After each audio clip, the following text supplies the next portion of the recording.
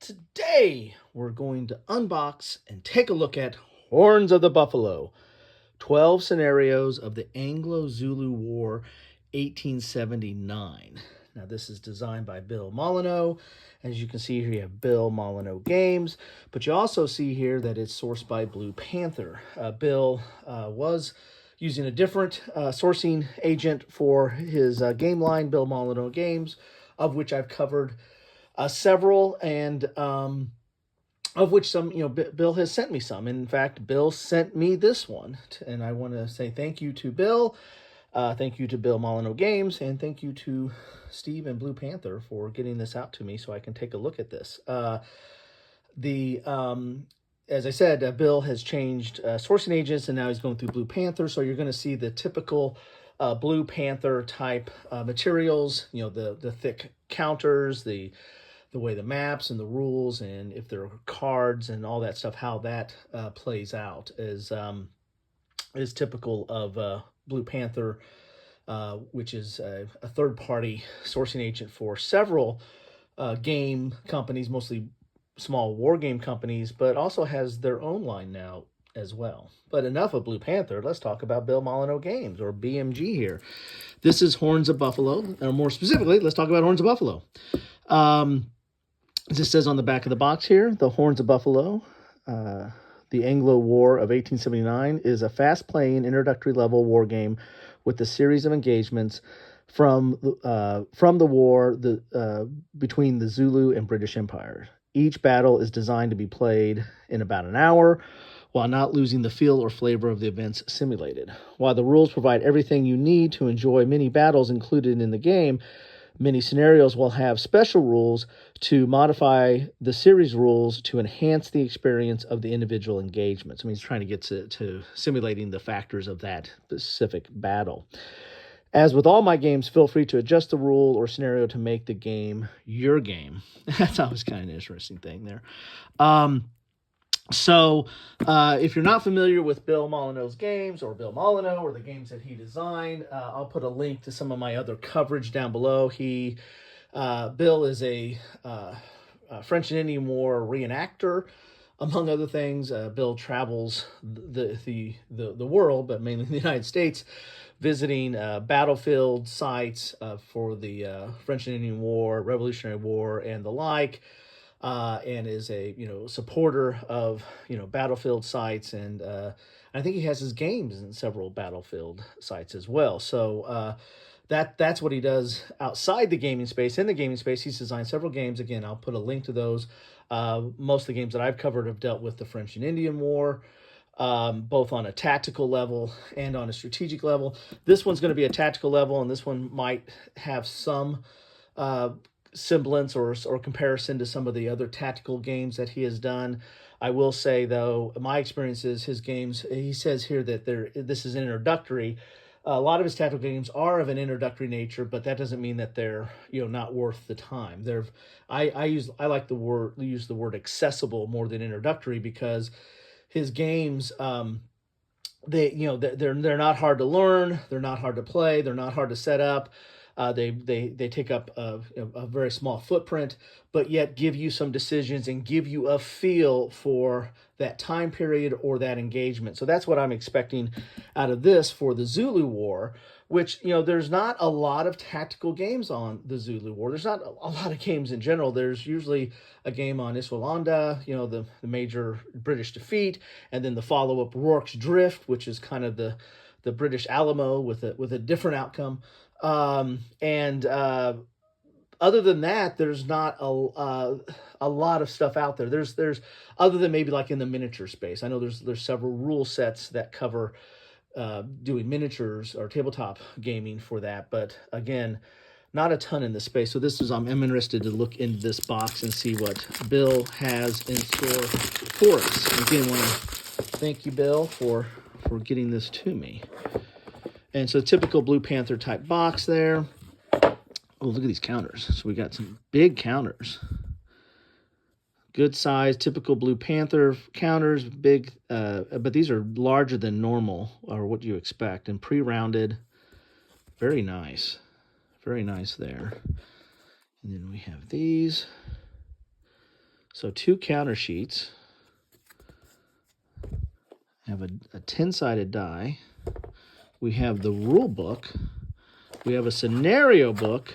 And the scenario book is bigger than the rule book. And then we have some maps. And I will say this, though. The maps, this is thicker paper than what you normally expect from Blue Panther. Blue Panther normally has kind of a paper product. It feels more like almost like a player aid type product, a little bit thicker mat, which is typical of other Bill Molyneux games or BMG games. Have that like thicker paper map there. And these are all long here. Might have to go out a little bit so you can see the maps a little bit better there. So I'm kind of doing this backwards. I normally do the rules first, but I decided I wanted to look at these maps. And they flip over like that. So it looks like we have 2 double-sided maps so far. 3 double-sided maps. 4 double-sided maps.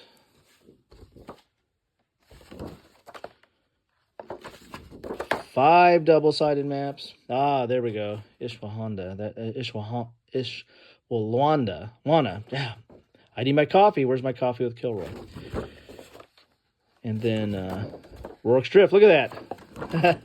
Awesome. The 2 ones that are probably most covered for this time period are back-to-back. So that is, did I lose count? That's 1, 2, 3, 4, 5, 6. So 12 maps. Wow, that's quite a bit. And there's 12 scenarios. So that, my math adds up. Here's the rule book.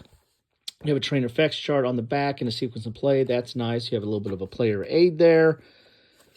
Then we have pages I don't see page numbers. So it's I got 1, 2, 3, 4, 5, 6 pages, but the trainer effects chart is in there again. So here are your units. You explain we have a melee and morale. We have firepower and range, and then we have movement. Then we have number of rolls. Oh, there we go. So we have a gun there with the number of rolls. Here are the rules. The rules are not overly complex. Again, from a wargaming standpoint, this is very introductory. It's hex and counter, of course, but and terrain with this effects and terrain type. But don't. If you're new to wargaming, this is probably a great place to start if you like the topic because it's not overwhelming at all. Got your sequence of play, reinforcements, movement, combat and melee, and range fire, all right there. Retreat, advance after combat, and optional rules for volley fire. And that's it. I mean, not a lot there to worry about. You can probably play this within, probably read the rules in 15 minutes and be playing in another 5 after you set up, because the setup's done. This is where you set up. They'll be in the scenario book here. So here's each of the scenarios. It's going to tell you what units you have for each side, the British and the Zulu, the victory conditions, and then gives you a kind of a context, then a historical outcome. So there you have that. So there's going to be 12 of these scenarios in here. And some of them, again, as he said on the back, some of these might have special rules that go a little bit more into detail on that specific conflict or those specific units or maybe dealing with the terrain. Depends on the certain circumstance. And, of course, each one might have different victory conditions tied to that historical battle. And so there you have, and it's really nice. You got a full color page of the same map that's here, but you have the setup areas for it right there. And there's some right here if you can't see that. So very nice. You have what units and then where you set up and then the rules. And there's not a lot here. So there's not, again, low complexity, definitely a very accessible and kind of an entry point into the gaming hobby. Then we have lessons from the Zulu War and designer notes. And then talk about, these are some of the other games that Blue Panther sources. which I've covered many of these. So there you have it, and there's a picture of Dennis right there. Dedication to his friend Dennis Bishop there. So there you have it. That is the latest and greatest from Bill Molyneux Games, something that I've been looking forward to. I find this topic very interesting. I've got a few games on it, on some of the battles in here, mainly the Premier 2. But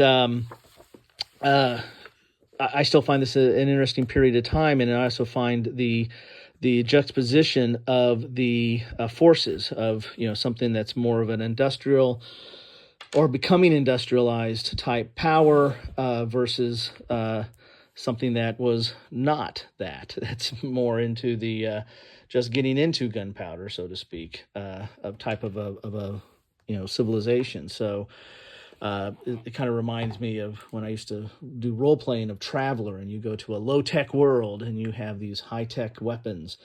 This is not quite as extreme, but there is some of that play here of the difference in technology and weaponry that the sides were using and the tactics that they were using.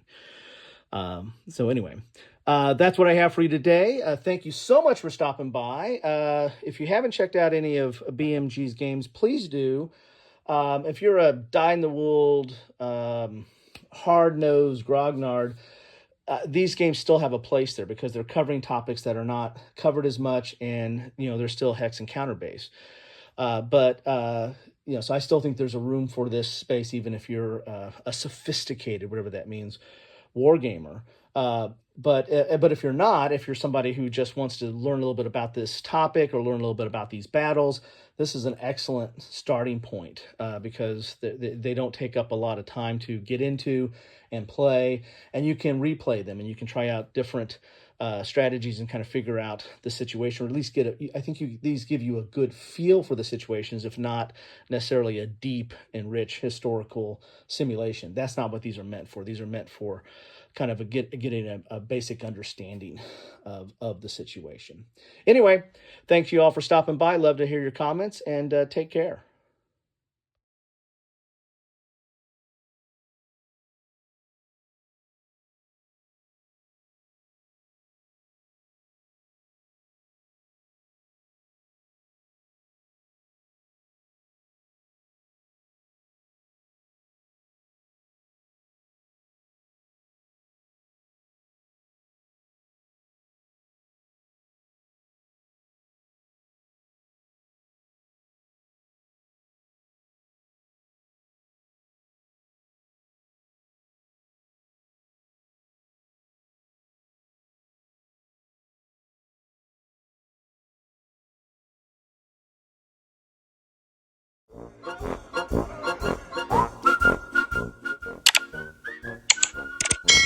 Thanks for watching.